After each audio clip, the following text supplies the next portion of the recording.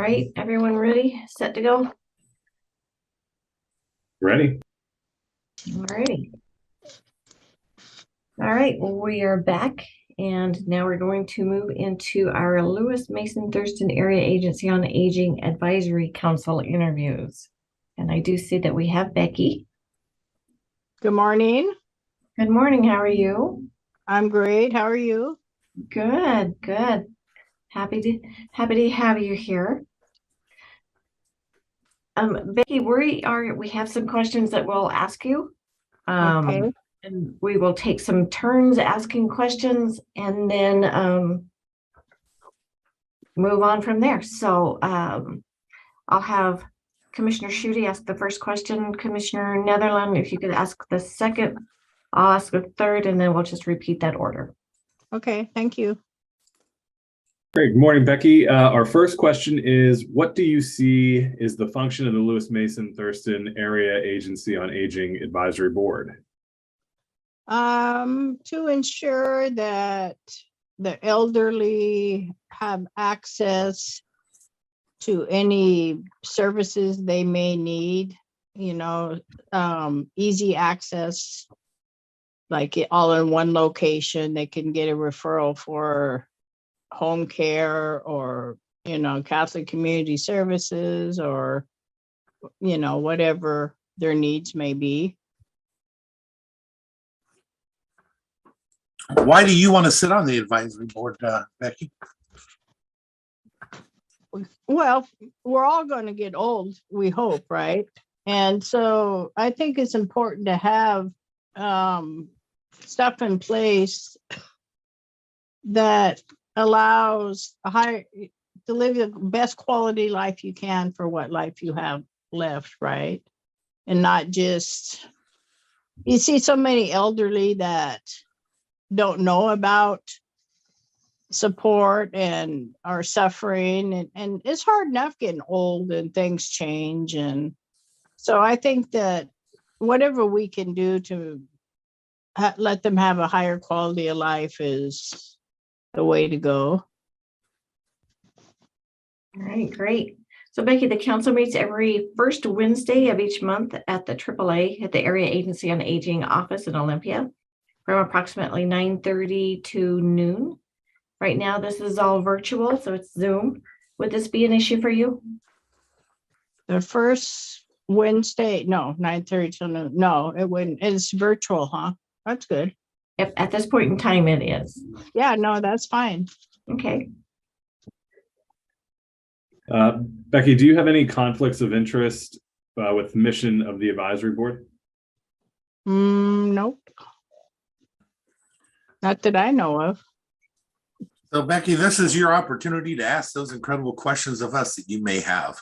Is there anything that you'd like to know about the committee or any questions you may have? How long has this agency been together? That's a very good question. Oh gosh. Diane? Probably. Diane, are you available there? Because that's I'm gonna say at least 25 years. Oh, okay. And what are you looking for in your board members? What's your expectations? For me, so that's one of my committees, and the board members are amazing, or the committee members are amazing. And so just active participant, knowledgeable answers, or being just, I don't know, just participating, I think, and communicating. I think those are the biggest requirements. for myself, it's a hope that representing from the citizen standpoint, you'll see and notice some of the things that are lacking, were the things that this organization can strengthen and help provide more opportunities to service our aging and perhaps families. There's a lot that this group does, and sometimes with any organization, you can get way out over your skis, and it takes somebody that's local, that understands the situation a little better to say, can we refocus on this because it got lost? That's what I'm hoping for. Oh, yeah, yeah, good, yeah.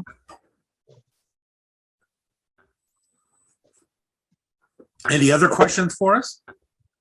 Not off the top of my head. All right, Becky, thank you. We still have one more interview, but there are a couple positions open on this committee. So we'll discuss and hopefully not cuss, but figure out and then let you know soon. All right, thank you. Thanks All for right, your thanks, time. Becky. Bye-bye. Bye-bye. All right, well, that was great timing. It looks like Cynthia has just signed on. Oh, where'd she go? Oh, there she is. Cynthia, are you available for an interview? Yes, sorry, it's muted. That's okay. I do that myself all the time too. All right, Cynthia, say first, thank you for applying. We have some questions that we're going to ask. We'll ask them in an order, and then you can respond, and then we'll go from there. Oh, Why am I upside down? Wow. cool. What, John Now that's Boyega does talent. that all the time. That's a little distracting. Actually, it is one sure way to get attention. I get it. Right? Oh, there you go. Oh, no worries. I think it's kind of fun. All right, we're going to start asking you some questions. We're going to go in an order. We'll have Commissioner Schutte first, Commissioner Netherland, and then I'll follow, and then we'll repeat that order. Okay. Morning, Cynthia. First question up for you is, what do you see as the function of the Lewis Mason Thurston Area Agency on Aging Advisory Board? Well, from what I understand from the website is that it's tri-county and that the members provide input to the staff and make funding and legislative recommendations. Is that correct? Yep. So And you also- Cynthia, Sorry. no, You also no. assist seniors and younger disabled people, from what I understand. That's it. Yeah. So Okay. Cynthia, why do you want to sit on this advisory board? Well, I have a special kind of understanding and empathy for younger disabled people. My sister was disabled. She was not able to work, so she had to move into Section 8 housing, which was very unsafe. And so fortunately for her, my parents were able to buy her a house, but I know many people don't have that luxury. And so I'd like to help assist them, to have housing that is safe, as well as seniors.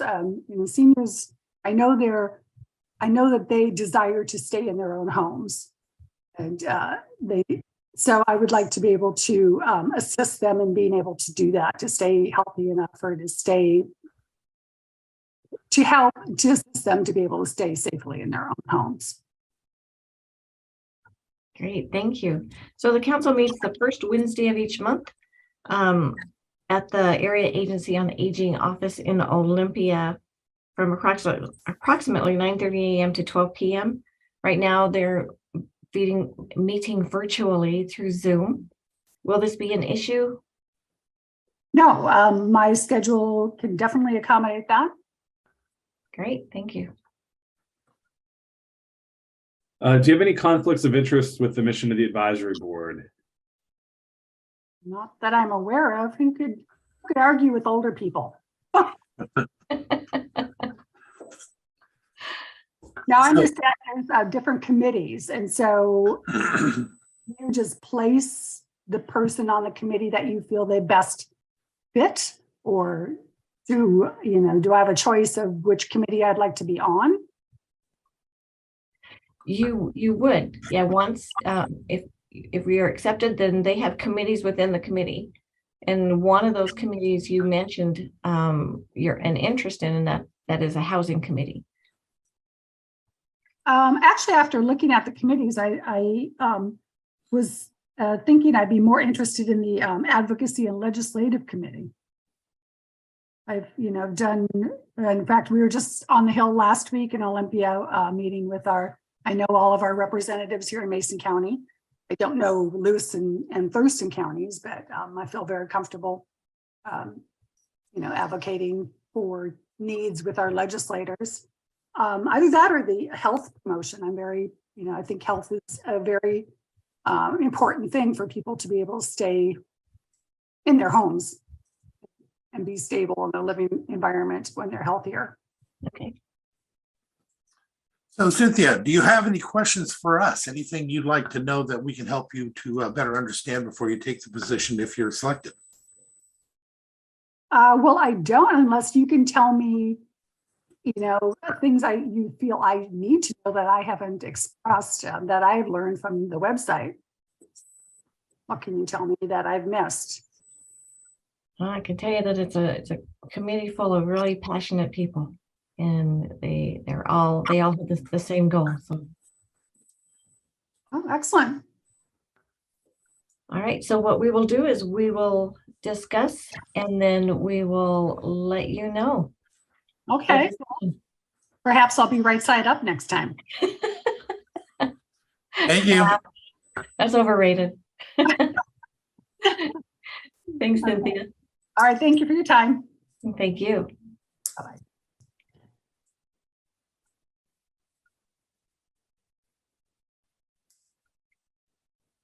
Just as a reminder, we have how many open positions?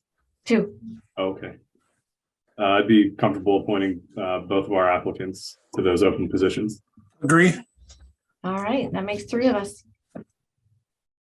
Diane, will you take care of that? Yes, I will do that. Thank you. Thank you. All And right. then I think next is support services. It is. And Mark is out today, but I see Becky's on there and I think she has the first item of business. Okay. Hi, Becky. Hi, Becky. So today what I'm presenting to the board is, the Board of Equalization has 3 regular members and 2 alternate members. And we are requesting that the county commissioners approve the Board of Equalization to allow for an additional member to attend each meeting. So typically there are 3 members and they're each paid $300. So that's budgeted for 3 members to attend a meeting.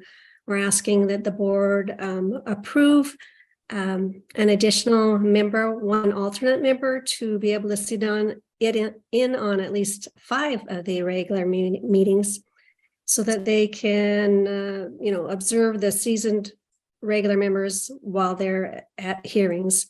And this will give them a little more opportunity for success for when they have to fill in if somebody is sick or absent for whatever reason. So I'm just requesting that of the board right now, unless you have any questions. So Becky, does when the decisions are made, does that happen right after the interviews, or does that happen at another time? So the board members typically, after the hearing, they will go into executive session and the 3 regular members will discuss and make a decision as to their how they will rule with the assessed value. Okay. The reason why I was asking that is if there's an opportunity where somebody may not be there for the decision after the hearing, it would make sense to have them there all the time. But if that's not the case, then I'd be comfortable with the 5 personally. I am as well. And same for me. Thanks, Becky. Oh, can't hear you, Diane. John has the next item. I see him. I think he's on.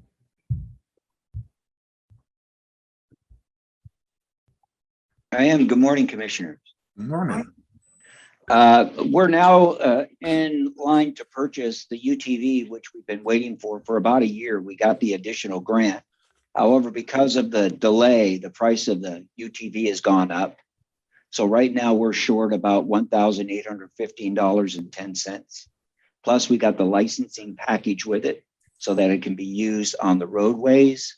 So I'm coming to you today and asking for the additional $2,065.10 to purchase the UTV, which has to be purchased by the end of June.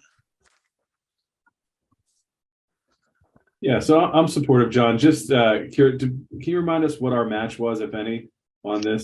Yeah, our match, we used labor for, and it was an additional piece for EMPG, the Emergency Management Performance Grant.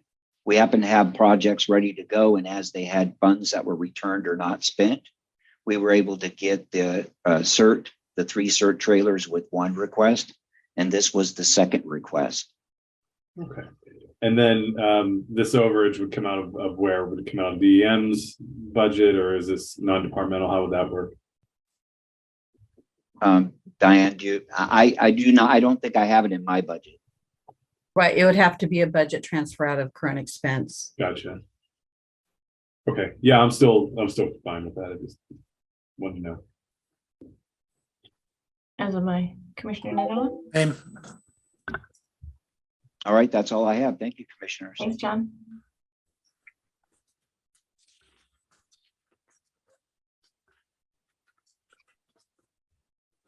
I'm next, right, Diane?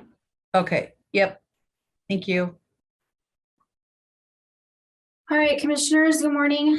I'm bringing forward updates to the non-rep salary schedule. This is not having to do with the class and comp study. This is completely separate. First, we have historically had 2 separate documents, which are kind of confusing. There was the salary scale, and then the positions were on a separate document. So we wanted to put them into one to create some efficiency. We also have a mistitling of the community health manager position. In Munis, it still shows the personal health manager. So with the resolution, we could get that changed. The HR positions need to be retitled for consistency purposes, and then would also reflect the policy level request that I had put in the budget process. And then the newly created epidemiologist positions in public health would need to be added to the non-rep scale at 26 and 28 as proposed last week. Attached is the resolution and also the new format for the non-rep scale. Yeah, do with me. yes, There's 3. Okay, thank you. Thank you.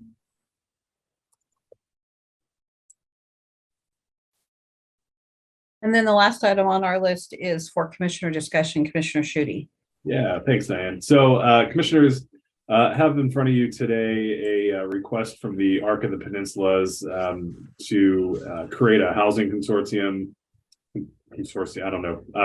I struggle with that word, so we're just going to keep moving on. A group dedicated to increasing housing inventory, in particular for folks with intellectual disabilities.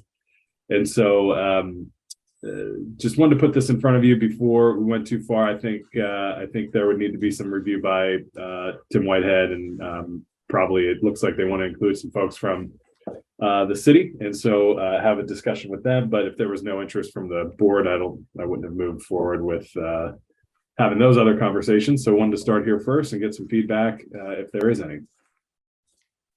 I'm definitely interested. That may be no surprise. But at the same time, I know that it's something that's absolutely needed and necessary. I also know that there is a record of success in pulling different things together. They recently were successful for another housing development and retaining the money for it in Kitsap County.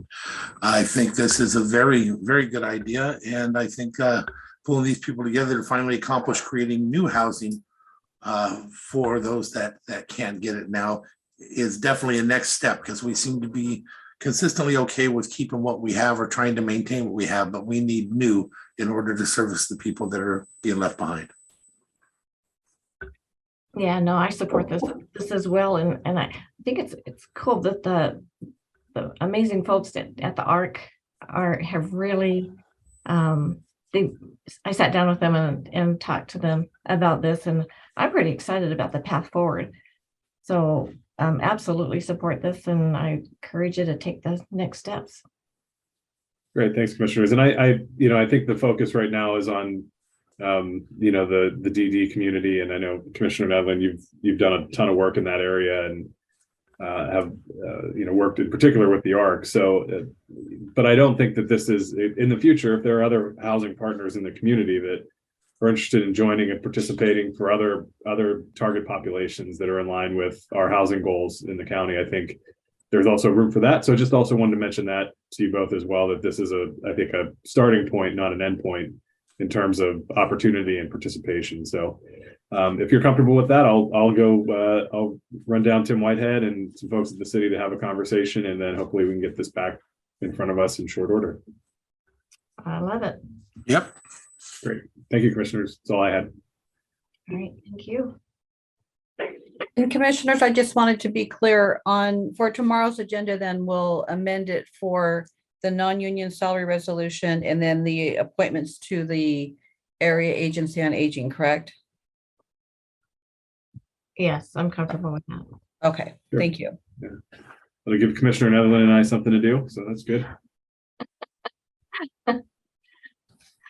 I'm not derivative, but I'll be on a plane. Sorry. All right. And that's all we have for support services, unless you have, oh no, I do have Kelly on there. He wanted to give an update on the courthouse elevator. Oh, yes. So Friday we had our inspection with the courthouse elevator. Oh, Kelly, you're breaking up pretty hard.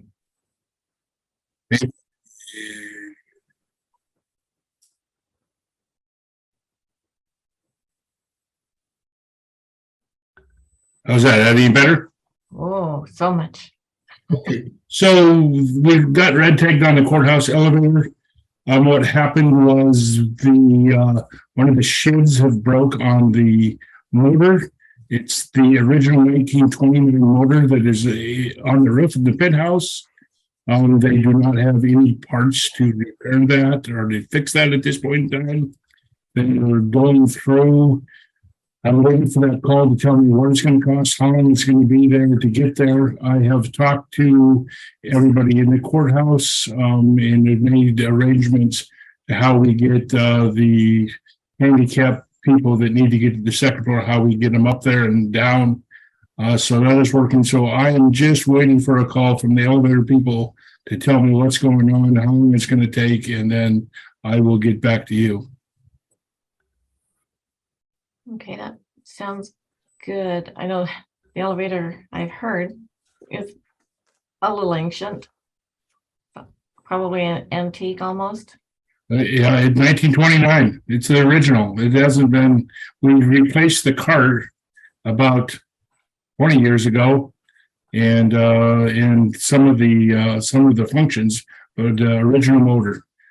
So I have no clue. I asked them if they could give me some kind of swag, what it was costing and stuff, but they told me they just didn't have that at this point in time. And hopefully by the end of the day, if that comes in, I will individually come and talk to you guys and tell you what I know. Okay. That sounds good. And then Kelly, are they also having courts? Are they sharing building 10? I talked to the courts. I talked to Patty McGuire, and Friday asked them if, potentially if we have a big case or something, if we can try to move that to 10. If by chance we can't and we have to have it up there, I have talked to the jail and to how to get that person from outside up to the jail elevator and into the courtroom. So if I can still do that. Okay. All right. Any questions, commissioners? For me, appreciate you keeping after it. Thank you. Yeah. Appreciate you, Kelly, and you guys do an amazing job. Thank you.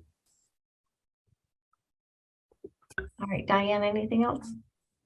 Nope, that's all we had from our side, unless you have something. Okay, commissioners, do you have anything? No. All righty. Okay, thank you. Thanks, Diane.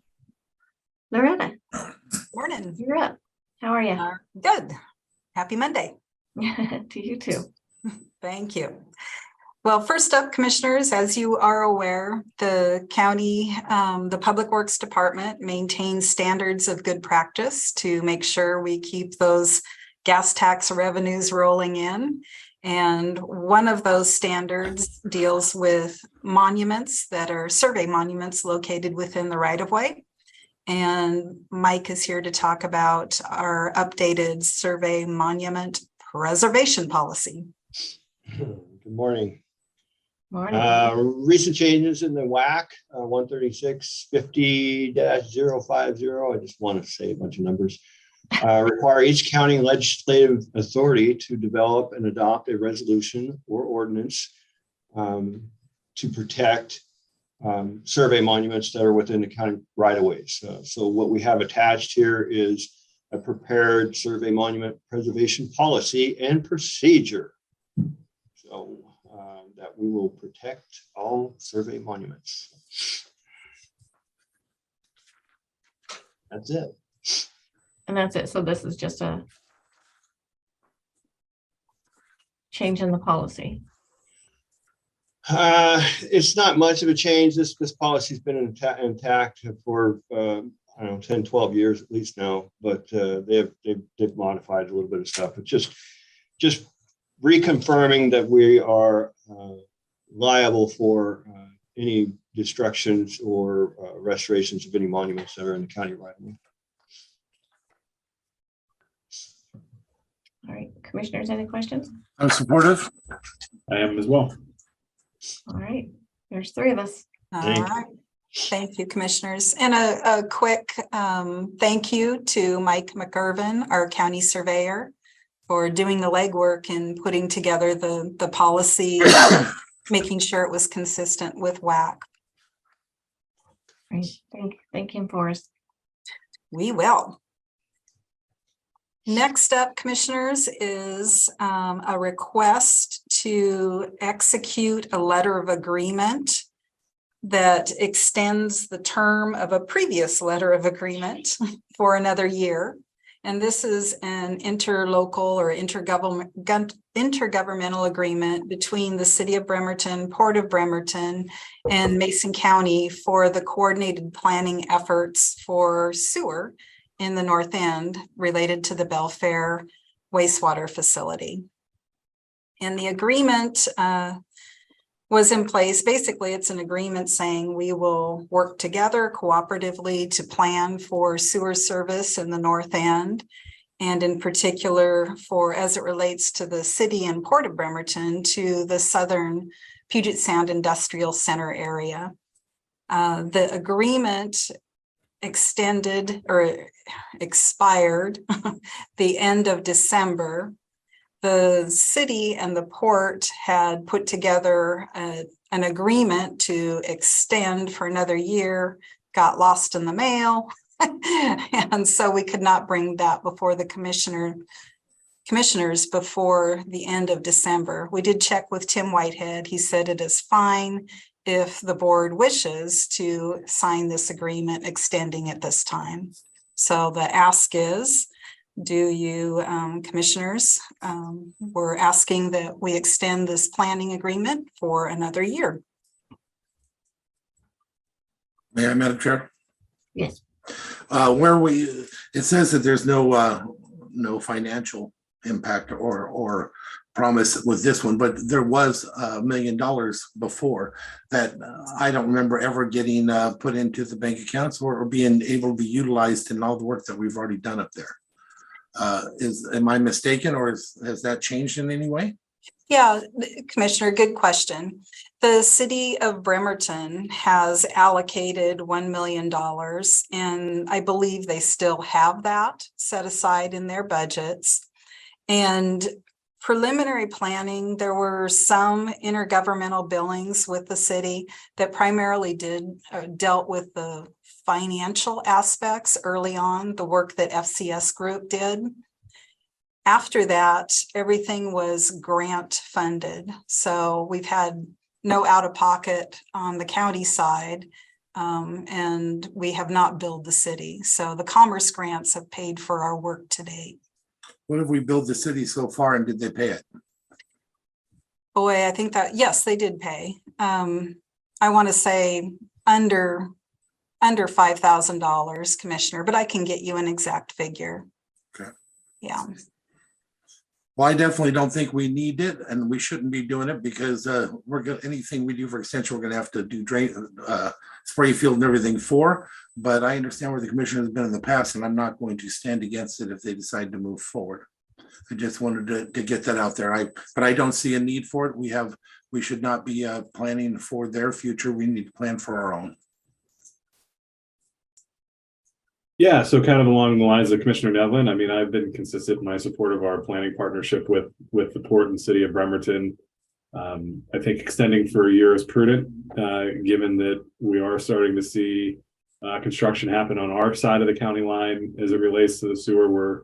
We've also committed ARPA funding, to design moving to the west of SR3, and so this is in line with us being good regional partners and why we participate in things like the Gorse Coalition and some other PRTPO and some other organizations that certainly Commissioner Netherland is well versed in, and I think giving ourselves another year to see if there's any there is prudent, and I think in the best interest of the county. So I'm supportive of signing the extension. Yeah, I'm supportive too, and I agree with both commissioners, and absolutely think that Mason County comes first. And so, but always having good relationships with our neighbors is never a bad thing to do. And so I think I support this. I think it's a good idea. Appreciate it. And thank you, commissioners. Next up is another agreement. Yes. So this also relates to our Belfair Sewer trunk extension. And this is the long-awaited easement between Mason County and the Navy. And we had a series of all kinds of steps and hoops to jump through, and this is the final hoop. So what we are asking commissioners to do is sign the grant of easement between Mason County and the United States of America, Navy.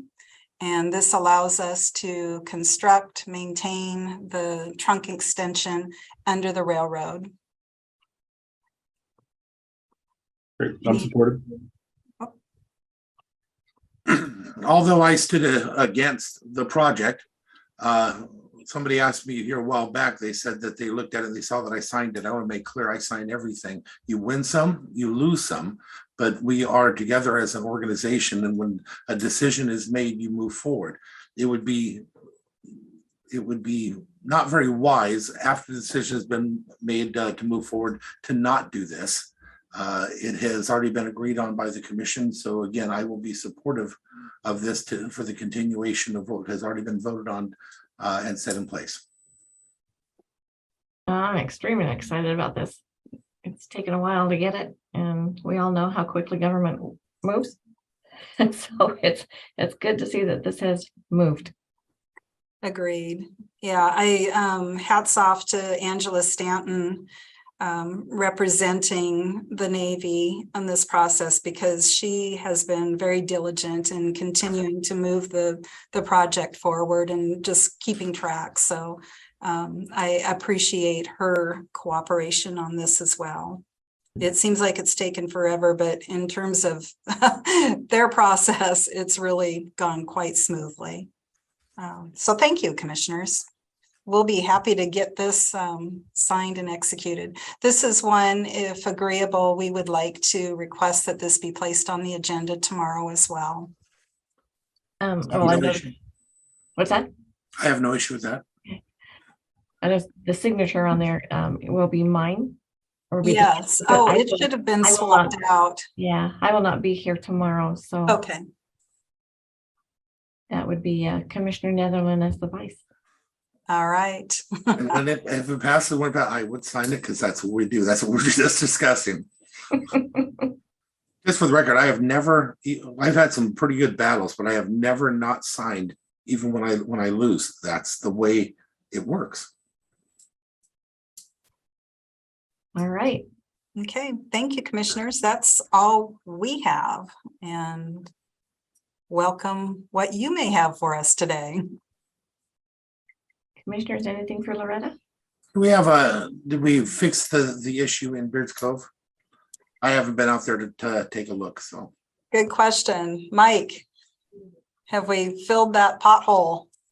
Yes, we have. We did it that same day, but we're going to work with the utility about doing a little bigger project to actually complete it. We are going to keep an eye on it, and so if it starts to happen again, we'll get her patched. I had a notice this morning that there was some without water this morning. Was it just a local issue, or was it something that that was larger? In Beards Cove? Yeah. I'm not aware, Commissioner. Okay. Well, it didn't blow up, so it may have just been those individuals. So Could not be. our system. Happens. It Not does. always our fault. No. You know, I want to tell a cute story about our utilities, though. We went out, we had an issue years ago with an elderly client that thought that that some of the work that we had done had somehow backed up their system and they weren't able to use their septic. And it turned out that they had went from a 2-ply to a 3-ply. I didn't even know 3-ply existed. Our staff actually snaked it, fixed it for this elderly person and got them on their way. Maybe I shouldn't have said that, but I tell you what, it made me so proud of them. I can't tell you. Sometimes we take care of each other outside of our normal duties. We're there. Did you guys know this 3-ply? I'm not kidding. I'm serious. That actually happened. The things you learn in this job, right? Yeah. Right. All right, anything else for Loretta or Mike or Public Works? All right. Okay. I got nothing. I see marks on roads. Oh, I do have something. So I got a call from a gentleman on Agate, so that where the new construction or new road was put in, the surface. He's asking about the rumble strips to let people know that they need to stop. Okay. At an intersection with Right. It's the Agate, an Agate loop, maybe? Yes. Yeah. Okay. Yeah. Commissioner, the one thing to keep in mind, though, find out if there's any residents there, because although that sounds good, and I used to be a big proponent of it, once you put it in, those poor people that live next to it, their whole lives change. Well, they were there before, so they were just wondering if they were going to be put back in. To be replaced. Yeah. Right. Right. Right. Okay. Then maybe Loretta, when I get back, we can go on a road trip again. I think That sounds good. I learned so much when you guys take us out. So I think I look forward to doing that again. Yeah. We are happy to do that. There's a lot of work to show off for sure. Yeah. And Commissioner Schutte, I think that we've got a request of you as well. So we'll need to get that on the books. That sounds like something I'd ask for. So. Commissioner Netherland, come on now. You already took care of mine. Road trip. All right.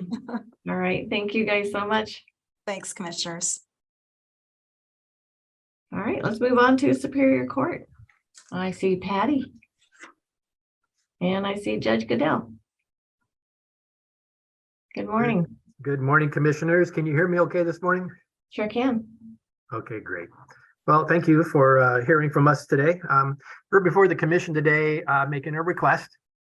What we are requesting is the addition of a finance analyst position, a conversion of our secretarial position to judicial assistant, and a conversion of one judicial assistant to a lead judicial assistant. Net increase will be 1 FTE. I'm going to start off with what started out as some not so good news. As you all are probably aware by now, Jim Madsen moved on. Jim had been on the job of the chief administrator for our courts for approximately 2 years after we did a reorganization. Last fall, he came to the judges and says, the way this job is designed, I cannot do anything well. And we recognize that, you know, this is a process, and we've talked to the commission several times about this, that this is a courts. We recognize that there is some what I would call backfill, is probably a better name for it, to shore up that position so the person could actually manage what that person is going to do.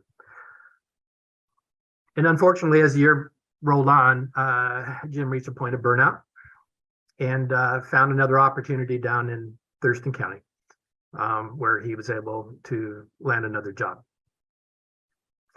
And I'm saddened by this because he had always been a fabulous county employee in all the positions that he worked on. We are fortunate now, however, that we have Patty McGuire, who also is a fabulous county employee. Oh, okay, he was elected before, but he's an employee now. But he brings to this position a very broad-based management ability, which in the very short time that he's been with us has been remarkable, to say the least, and the insights that he has. I'm going to step back and talk about how we got to where we are today. Back when Robin Lockwood was retiring, we decided that that was an opportunity, and this was a couple years ago, to rethink how the Superior Court operates. What really happened over the years, beginning with Jim Sawyer back in 1988, adding Judge Sheldon and myself in 2015, as the court grew, it also grew in programs. We have a juvenile court, which has probation and detention. We have a therapy court that runs 4 different therapy courts. And then we have general court administration. We consider it 3 different courts. We have structured ourselves so that we have one position that all the different courts speaks to, that's supervised by one position. That's the chief administrator of our courts. Previously, before that, what we would have is that we would have conversations with the management of the juvenile, with the management from the general, and conversations with the management of the therapy courts, all coming to the judges with their various requests and their various needs and direction. What we were able to do is, by creating this chief administrative officer, we were able to refine that so we have one position coming to the judges who is able to deal more with those day-to-day issues that need to be resolved in all 3 of our courts. What that has allowed is for 3 judges and 1 commissioner to be able to be on the bench more, to be able to focus on the jobs that we had been elected to deal with. So from the standpoint of the judges, this has been a good, workable resolution of something that we struggled with up until the time that Robin retired. But now we have to deal with making this position workable, to have someone that we can actually operate the 3 courts and have enough time to be able to effectively do that and not end up in a situation where I have Patty come back to me at some point saying, I'm unable to do any of my jobs well. We identified early on when we created the chief administrator that we thought that it would be a good idea to create another position, and that would be that of financial analyst. What we called it at the time when we first briefed the commission on it, but this was a briefing that happened, I think, a couple of years ago. And at the time, we decided to step back, let's get the chief administrator into place, and then we will consider the other positions below it. As you may recall, we had requested a secretarial position. I don't know, I think I briefed 4 or 5 times on that one before ultimately it was approved by the commission. That did help that position, by the way. But even with that position, I mean, it's still that position, the chief administrator's position on his plate. So lessons have been learned and things need to be addressed. And I'm before the commission today in order to ask that we have that financial analyst position filled. What happens is that there's some efficiencies that happen with this. All the budgets would then be managed through one point of contact as opposed to the 3 points we have right now. And that would be a point of contact for the board, yourself, and for us as well. That would be really helpful, especially during the budget preparation time period. Also, we need to recognize that the juvenile side of things operate off of, I don't know, 5 or 6 different grants. And it's really resulted in a very complicated management of those funds, where you have people in the probation department, different positions, who may be funded 0.3 with one grant, 0.4 with another grant, and what's left over, 0.3 with another grant. And those ought to be accounted for and tracked to be in compliance with those grants. That is something that this position has done. When Jim had that position, he was the point person on that. Well, it's going to fall onto Patty's lap right now. Again, it would be much more efficient if that was a financial analyst doing that. We also have to recognize that this chief administrative officer, I guess, has supervisory authority over 29 different positions within the various departments of our court. Now, some not directly, some through other managers or assistants. But still, the responsibility is an enormous responsibility. We also have to be mindful that this position wears 2 significant statutory hats. One as a administrator, and the other one as a general court administrator. Both statutory requirements, both different requirements. Both 2 different organizations that actually he is now a member of. We want to maintain that, but he has to be effective in both of those. So our request is for that financial analyst to make sense of the chief administrator position, to allow the time to do all the other functions. Certainly, all the things that the financial analyst does is going to be under the supervision of the chief administrator. Secondly, and we talked about this before, with the advent of COVID, our hearings and trials have become both in person and virtual. And now what we are seeing is that not only health issues require us to keep some of these going. There are people that show up in our dockets that simply are unable to feel comfortable being in our courtroom still as of today. And they make those special requests. Can we appear virtually? There are statutory mandates. We have a brand new protection order statute, RCW 7.105. It took all of our protection order statutes for the various 5 or 6, probably 4 or 5 protection order types and put them under one statute. And within there is a requirement, statutory requirement, that we have virtual hearings available upon approval by the court. And not only is it by approval of the court, but the court is encouraged to allow for it. Again, that raises those are public safety issues more than anything that's addressed by the legislature, concerned about people being in the same courtroom at the same time. And then the Supreme Court has also indicated a strong desire in their most recent order that they came down with to continue to provide for virtual hearings in all aspects of what we are doing. And so we do that. At times we would have 4, even 5, and 5 is really, really unusual, but up to 4 hearings going on at any given time. And those have to be managed in some fashion through court administration. There has to be somebody on the other end of this thing. You just can't start it up and then leave it.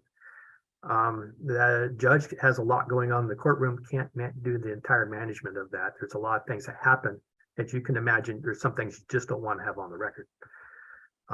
And so that has to be managed out of court administration. That creates a management issue, and it's a process that has to be managed. Should someone need a Zoom channel that we had not even anticipated because something happened, or just the normal 2, 3, 4, whatever it is going on, someone has to be managing it out of court administration. Someone has to figure out where all those land on a daily basis, on an ongoing daily basis. And so what we would like to do is to take that job that is currently is being shouldered by the chief administrator and put that into a lead position with our judicial assistants. And so one of the judicial assistants would become lead. It won't be a supervisory lead. In other words, that person will not be directly supervising other members of the general court staff. It would be a programmatic and in fact, right now we do have a special, I don't know what they call it, designation from one of our judicial assistants who is working with myself and the clerk's office in trying to be on top of the new protection order statute and all the different forms and everything else. But we already have a history of having one person taking on a programmatic issue and getting paid accordingly. And so that's what this would just be, a permanent creation of a lead in order to deal with those programmatic issues. And then I think that the correct word is on this one, backfill. That is the secretarial position that was approved by the commission this last summer. We would take that person and backfill into a judicial assistant and not fill the secretarial position. And so there won't create any new FTEs in that regard. It would just be a backfill from secretarial, and that person would land up on a judicial assistant side. And then the judicial assistant, we would create a lead. And that is the package.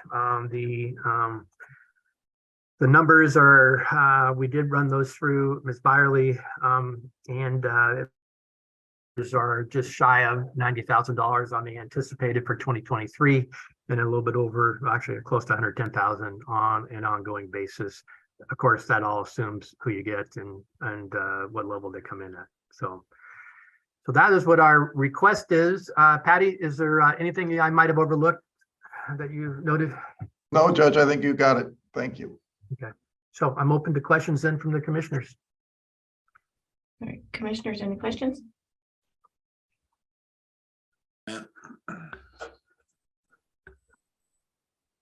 No questions for me. So I do. Sorry. So just the bills that are coming before the legislators too, there are some very concerning bills that could add quite a bit of expense to the counties also, and regarding juveniles too. So one of these days I'd love to sit down with you guys and talk about those also, to see, whether you support them or whether they scare you to death, because some of them do, me anyway. So moving. And on that, Commissioner, as you know, we have an open door. Anytime you want to come over and talk, I'm more than happy to talk to you. So. Oh, yes, always. Yes. Yeah. Over there. So thank you. Moving forward. So was this taken to HR? Yes, we worked with HR in developing this. The job description itself is something that was vetted through HR. The structure itself, we talked to HR for input on that. And I don't want to speak for HR. I see that Ms. Ranzier is there if she has any other comments. Mary, do you have anything for us? I think we definitely identified some root causes as to the ask, and that was part of the analysis, is what's the actual, may not be some bigger position that's necessary. So I feel like we did a really good job of trying to find a happy medium that addressed the need and also is going to provide some growth within the court and operations. So there will be a meritorious competitive process for that lead position. And then we're also going to have that position conversion, which is, you know, a savings when you're not adding an FTE to your JA numbers. So it seemed like a reasonable way to address what the root cause of the issues that were happening in the court. So the main position or the main issue would be the financial analyst work on a lot of grants over there and through the in conjunction with AOC. Well, not only just AOC, there's various other grants coming out, as well as we got the app. I'm going to get it wrong. FAFSA, maybe the federal grant that is the one that we are running our one of our therapy courts, and that is primarily in the family recovery court. That is a very significant grant. I think it's like I forget the amount it was, but it's a 5-year grant, and I think we are in year 3, maybe even going into 4. So that is a compliance. Sure that everybody understands what it's like to be involved in federal grants. That's not a nightmare. It's a compliance struggle. Let's put it that way. It's not that we're not in compliance. It's just dealing with them on how to show that the compliance is just fine. And then ultimately, we're going to be looking to re-upping on that or finding a replacement grant to replace that. We do have one FTE within our therapy courts that is being supported by that. We want to maintain that. Is doing wonderful jobs in our family recovery court. So that is one of our key identified issues looking forward. We do have an AOC grant also in our therapy courts that runs out in this fall, which is less than a 1 FTE. But that's something that we are going to be looking for additional, or either, I'm not sure they're going to offer it up again or not, but those are the types of things that we need to have someone aggressive in our court that is dealing with those. And that would be the position of the financial analyst. And at this point in time, is that what Patty's position does? Well, okay, so we right now both we also have we're pleased. So Renee Cullip also retired, great employee as well. We really enjoyed Renee, and I'm thrilled that she has this opportunity. So we have a new manager of our therapy courts who has really good skills. And so between her and Patty, that is the people that are tasked right now with the management and looking forward to replacement on that. As you can imagine, even that position alone is already quite full. Oh, yes, I can imagine. Commissioner Netherland. Yeah, so Judge, I'll get right to the point on it. When we first were looking at this years ago, anytime we use reclass, and this is my opinion, for compensation increases in order to keep stuff, this is always going to fail eventually. And it came around where we rise the level of that position to an set of work studies in order to meet our reclass definition to move forward. So no surprise we're at what we're at. The question is what to do with it now. So now with what you're requesting, you have a bow wave that with increases over the years, within about 7 years, it'll utilize about $1 million of the funds that we have and that we've started to put forward. The one thing I want to point out is I'm going to be supportive of it for a couple of reasons. One, when all this first started, it started even before the first request. We were trying to find ways to keep everybody, and you were trying to find ways. We didn't have the monies to do things that we have today. I do believe that we have funds available for it. And I want to something out there that we haven't considered as we've gone through these because of money restrictions. And that is that several years back, we entered into an understanding with the state where we would create a third Superior Court position. When we did that, we did some very minor adjustments, but we never invested into the support staff that it would take to actually completely support a third full judge. So with that, and the fact that we now have some monies available, I'm not trying to spend our future, but looking at an increase of about or a reduction of about $1 million on a bow wave over 7.5 years, I think we should take advantage of that opportunity, support that we can to compensate for bringing on that new judge. That's how I'm going to look at it. But I am supportive of it, Judge Goodell. Thank you. Commissioner Schutte. Yeah, I'll be supportive as well. And I just, ideally we would handle these things, at budget time and be able to go through a more normal process and handle it that way. I'll give some deference to Patty coming on and kind of handling it at this time now. But supportive of it moving forward, and Judge, it's good to know that you don't hold it against Patty that he was elected. No, I do not. I again am quite pleased that he was available. Kind of a selfish pleasure, but it was. I'm pleased that he was available to take this job. All right, well, I'm supportive as well. And I would love to sit down with you both and talk about the pending gloom that I feel that could cause even more work for our courts and our prosecutor's office and our defenders and our juveniles. So yeah, I'm supportive and I guess we'll move on from there. Okay, and so what will be our next step when with this action agenda? Next step, do you feel it urgent?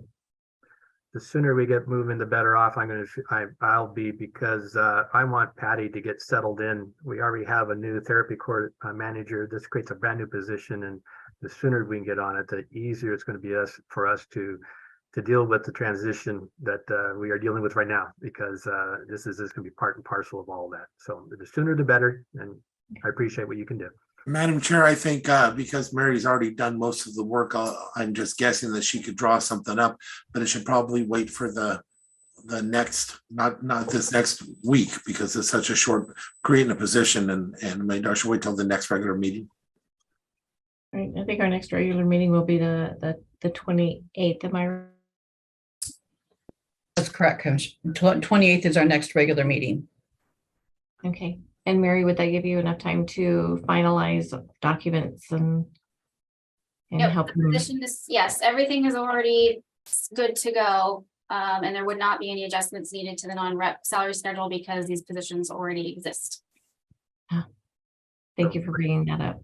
So we're ready now. So whenever you can do it, is when we can do it. All right. Well, it's a go, and I guess it'll be on the agenda for the 28th. Okay, very good. Okay, well, again, Commissioner Trask, if you want to come over, just give us a call and set up a time. We'll work on it for next week.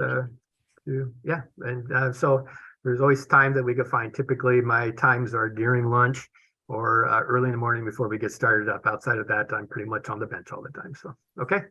All right, well, we can talk it over a sandwich or something. There you go. Like okay. Okay. Thank you, commissioners. Have a good day. Judge. Thanks, Patty. All right. Moving on to commissioner discussion. Do we have anything that we need to discuss? I have nothing. Nothing for me. Madam Chair, move we adjourn. Second.